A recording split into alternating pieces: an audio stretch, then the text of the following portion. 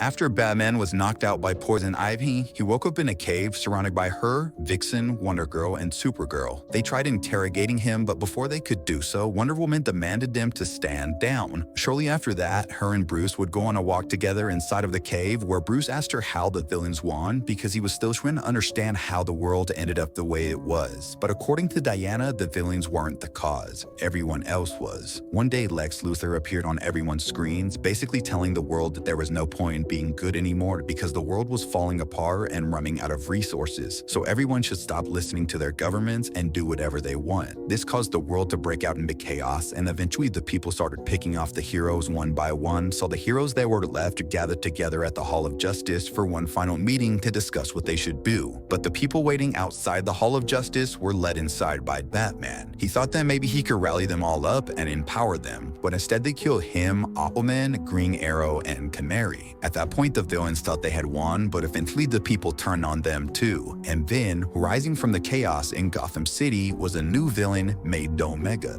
the worst of them all, managing to defeat Darkseid and all the other villains that remained, and after that he took over the East Coast with the anti-life equation. So Wonder Woman and all the survivors moved underground, and Alfred activated the machine Bruce created that would bring a new Bruce Wayne to life every generation, meaning that this wasn't the original Bruce Wayne, there was a clone. Diana then revealed that she kept Bruce's suit, and after giving it to him, she asked him to come with her and other survivors to the underworld because she made a deal with Hades and he agreed to open up a realm for them there. But Bruce thought she was crazy, stating that they needed to fight Omega and take the world back. But Diana had already given up on the world, so the next morning, after he quivied his batsuit, Bruce grabbed the Joker's head and took off to try and find Clark because there was a rumor that he was still alive. But sadly, that's when this issue comes to an end, but if you want to see what happens next, let me know in the comments down below.